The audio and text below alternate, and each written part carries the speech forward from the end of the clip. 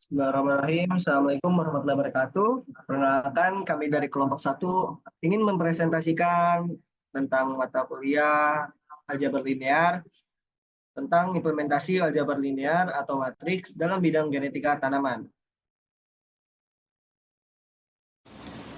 Halo, perkenalkan nama saya Muhammad Farid Isra dari kelas 1B Sistem Informasi dengan NPM. Oke.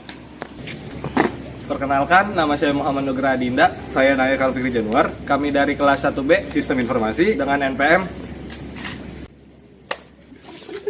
Oke teman-teman, selanjutnya perkenalkan nama saya Mubarak Luki Husni Farhan dari kelas 1B Sistem Informasi dengan NPM sebagai berikut.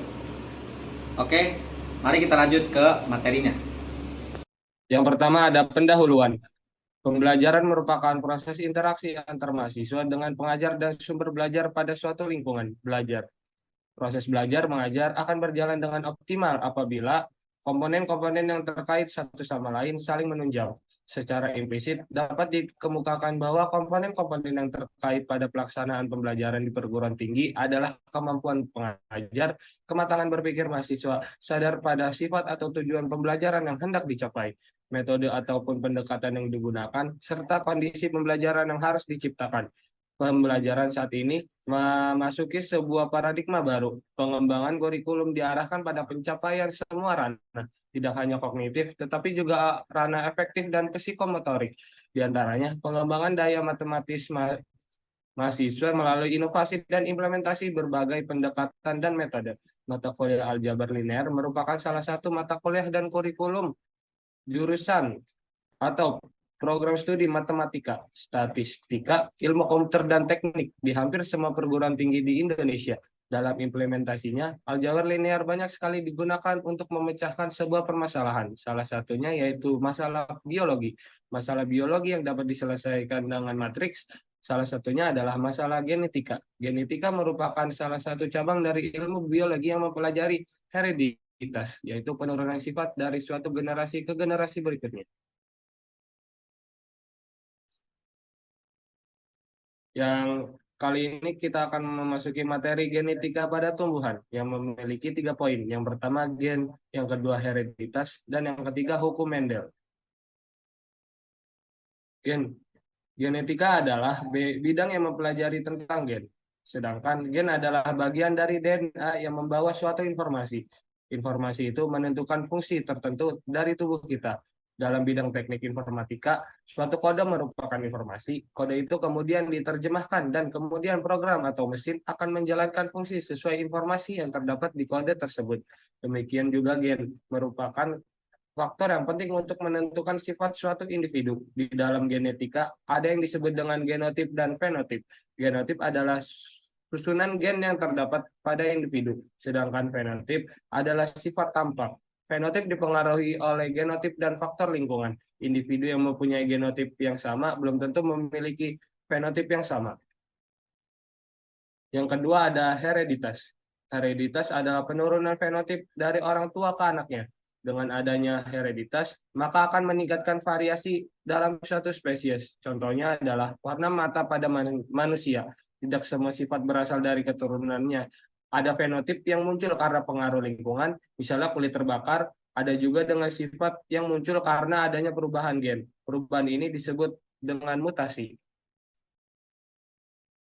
Yang ketiga ada hukum Mendel. Mendel melakukan eksperimen dengan tanaman yang untuk melihat pengaruh dari gen. Mendel menyilangkan tanaman berwarna ungu dengan berwarna putih. Ia berspekulasi bahwa suatu keturunannya adalah percampuran dari kedua warna itu. Namun ternyata hasilnya adalah tanaman berwarna ungu. Pada saat keturunan tanaman itu disilangkan lagi, ia akan mendapatkan suatu perbandingan dengan tanaman berwarna ungu dengan tanaman berwarna putih adalah 3:1.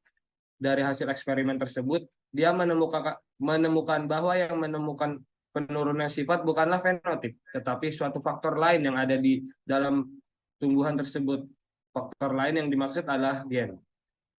Materi kedua adalah materi matriks yang akan disampaikan oleh teman saya Nayaka. Selanjutnya, kita akan membahas materi matriks. Dimulai dari deskripsi matriks. Matriks adalah susunan segi 4 siku-siku dari sebuah bilangan yang dibatasi dengan suatu tanda kurung Suatu matriks dapat tersusun atas baris dan kolom. Jika suatu matriks tersusun atas P baris dan Q kolom, maka dapat dikatakan matriks tersebut berukuran P kali Q. Pada penulisan matriks biasanya dengan menggunakan huruf besar A, B, C, dan seterusnya. Dan sedangkan penulisan matriks beserta ukuran matriks dengan P baris dan Q kolom adalah AP kali Q dan BP kali Q dan seterusnya. Matriks tersusun atas baris dan kolom. Untuk setiap elemen baris dinamakan dengan I dan kolom ditandakan dengan J. Sehingga untuk membentuk elemen baris I dengan kolom J pada matriks M biasanya disebut dengan matriks MIJ. Ukuran matriks adalah baris kali kolom. Ada jenis-jenis matriks. Yang pertama adalah matriks 0, matriks yang semua elemennya adalah 0. Yang kedua matriks baris, yaitu matriks yang terdiri atas satu baris. Yang ketiga adalah matriks kolom, yaitu matriks yang berisi satu kolom.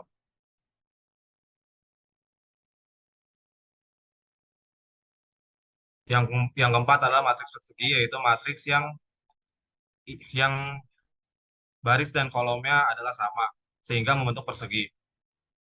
Selanjutnya matriks diagonal, matriks yang semua elemennya berisi 0 selain diagonal utamanya. Selanjutnya matriks segitiga atas, yaitu matriks yang elemen di atas diagonal utamanya adalah 0.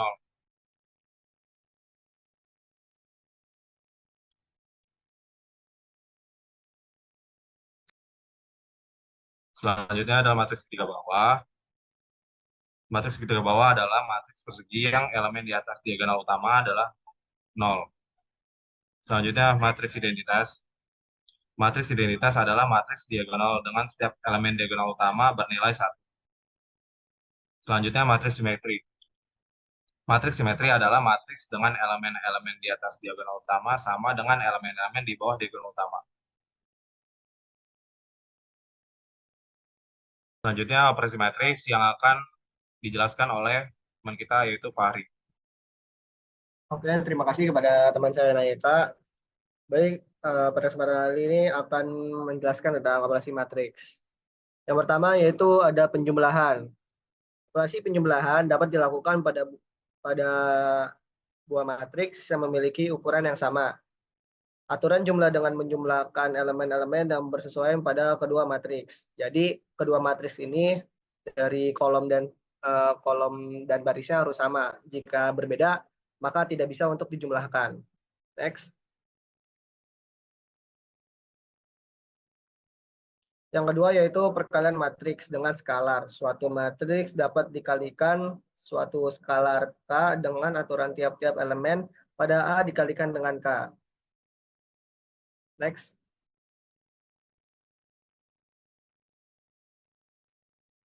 Yang ketiga yaitu perkalian matriks dengan matriks. Operasi perkalian matriks dapat dilakukan pada dua matriks, A dan B. Jika jumlah kolom matriks A sama dengan jumlah baris matriks B, aturan perkalian misalkan APQ dan BQR. Maka APQ BQR sama dengan CPR, di mana elemen-elemen dari C ini yang merupakan penjumlahan dari perkalian elemen A baris I dengan elemen-elemen B kolom J. Bisa dilihat seperti contoh yang sudah digambarkan. Next. Yang terakhir dari operasi matriks yaitu transpose matriks. Transpose matriks ini yaitu A dinotasikan AT dan didefinisikan sebagai matriks yang baris-barisnya merupakan kolom dari A. Jadi A transpose ini bisa ditukar kecuali diagonal dari matriks A ini. Pembahasan selanjutnya yaitu ada pembahasan tentang studi kasus.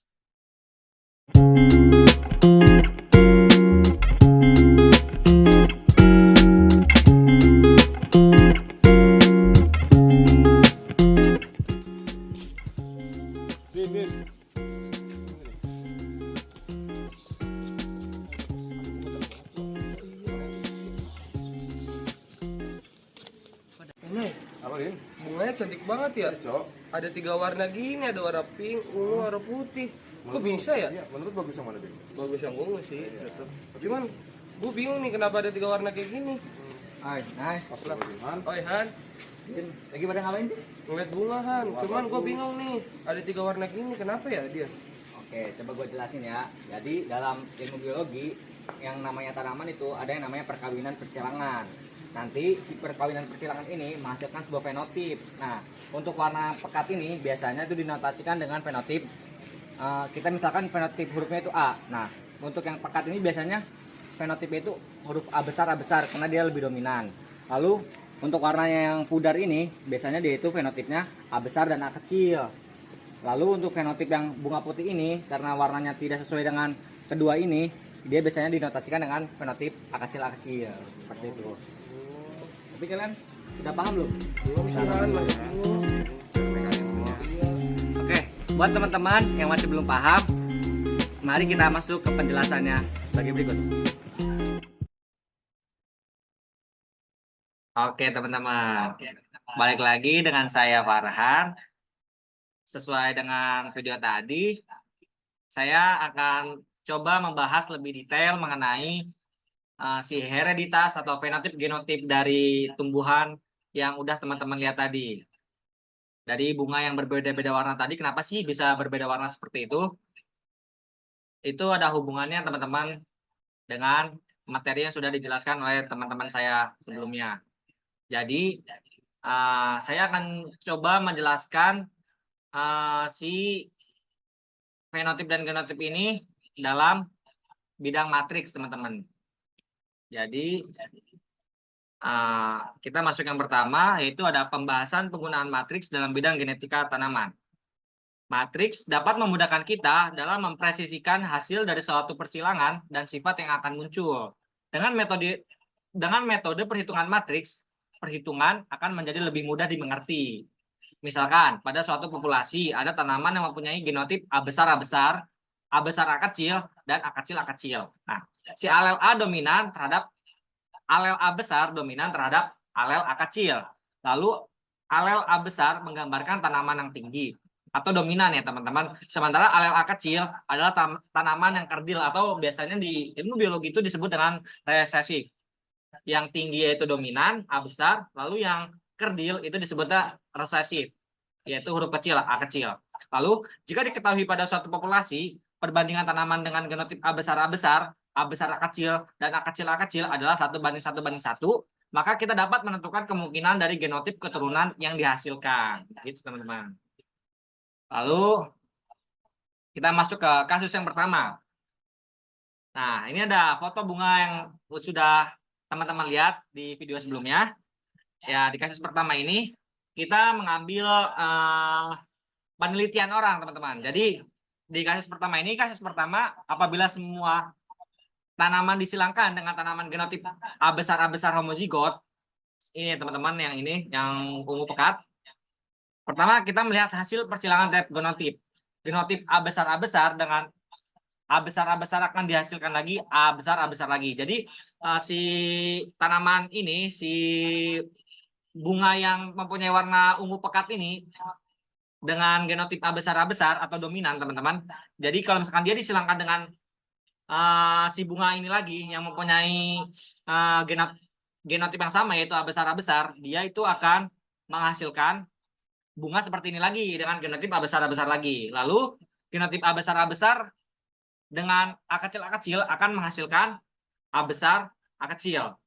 Nah, dari hasil persilangan keturunan pertama ternyata didapati tidak ada tanaman yang kerdil karena hasil persilangan hanya genotip A besar dan A besar A kecil dengan perbandingan 1:1:0.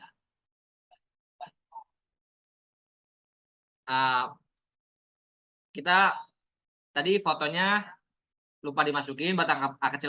Nah, jadi buat yang A kecil yaitu fotonya seperti ini teman-teman. Bunganya warna putih. Jadi dia tidak warna itu beda sendiri gitu dari warna si utama tumbuhannya.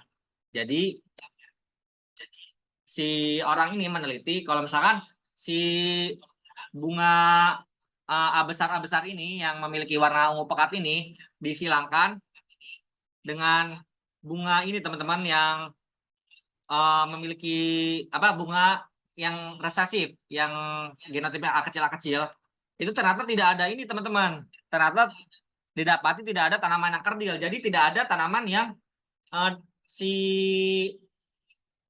genotipnya itu A kecil. Jadi hanya menghasilkan A besar lalu A besar A kecil dengan perbandingan 1:1:0. Nah, si persilangan tadi, si orang tadi itu mendeskripsikannya dalam bentuk matriks begitu teman-teman. Jadi pengimplementasian si fenotip genotip tadi biar lebih mudah orang tersebut menggunakan matriks. Jadi matriks ini bisa digunakan untuk mencari tahu si persilangan ini tuh menghasilkan apa sih gitu. Si persilangan ini tuh menghasilkan rasio berapa gitu. Nah, jadi si orang ini tuh yang tadinya dia menyilangkan bunga A besar dengan bunga A besar menghasilkan nilai rasionya itu 1. Lalu A besar A kecil disilangkan dengan A besar dia mendapati hasil rasionya setengah. Lalu A kecil disilangkan dengan A besar itu 0. Jadi itu sesuai dengan penelitian dia teman-teman. Intinya si penelitian ini bisa lebih mudah kita mengerti dengan menggunakan metode matriks ini teman-teman gitu. Buat informasi tambahan ya teman-teman, jadi yang angka 1 ini berarti dia emang lebih dominan ke si A besarnya. Nah, sedangkan yang setengah ini dia A besar A kecil gitu teman-teman. Jadi yang ini warna ini dia menghasilkan warna ini. Lalu yang angka 1 ini dia menghasilkan A besar gitu teman-teman.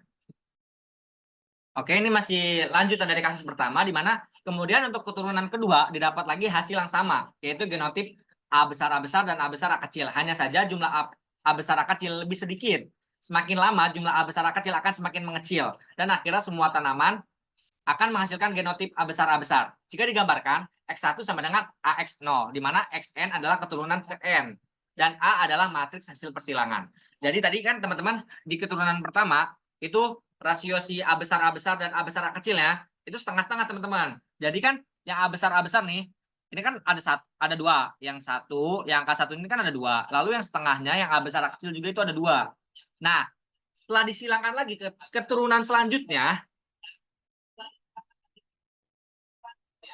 si apa ini namanya si yang A besar A kecil ini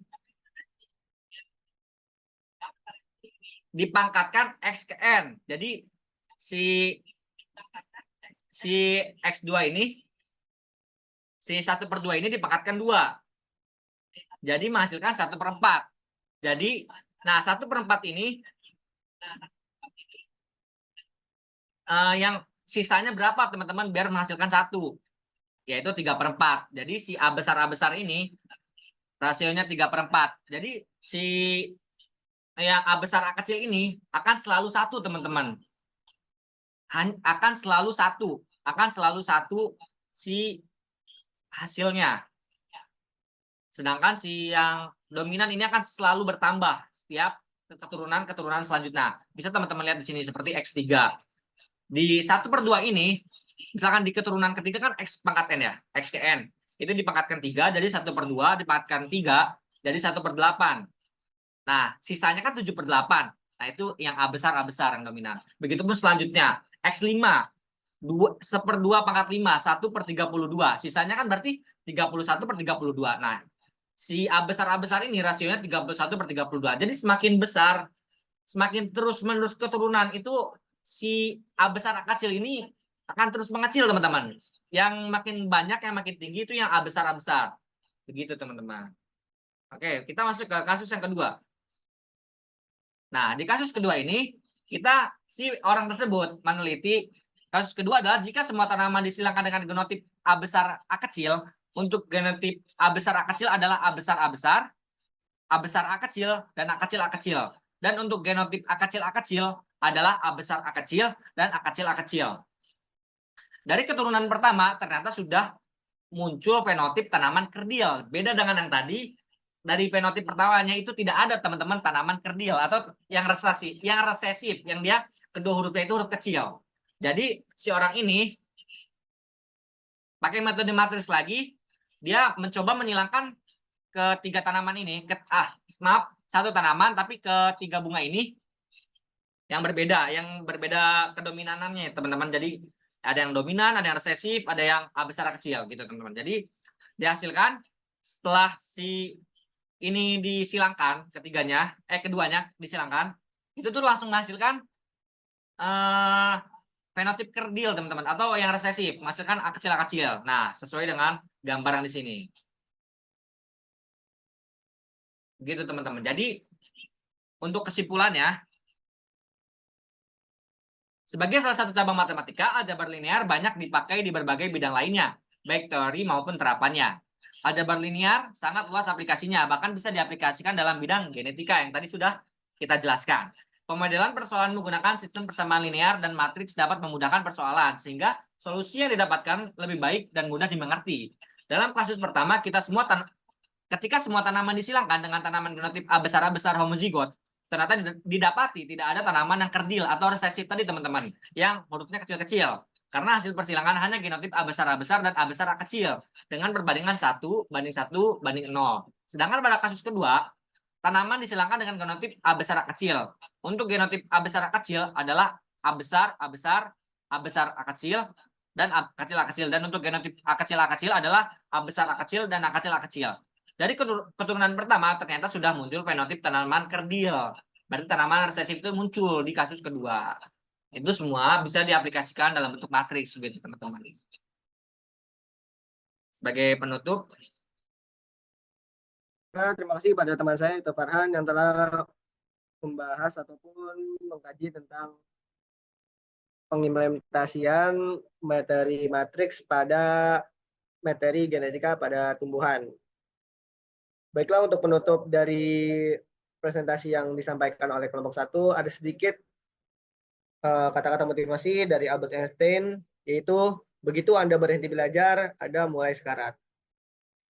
Arti dari kata-kata ini yaitu jika Anda berhenti belajar ataupun jika Anda berhenti untuk mengkaji suatu ilmu, maka Anda mulai sekarat dalam menghadapi kehidupan yang akan Anda hadapi. Seperti itu.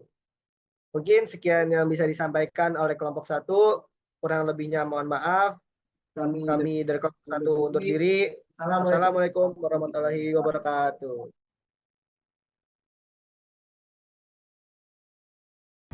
Tunggu. Sebelum penutupan kita ada pantun. ikan mas, ikan jambal. Dengan nyaman enak dibakar. Terima kasih banyak Pak Iqbal. Pilot aljabar linear.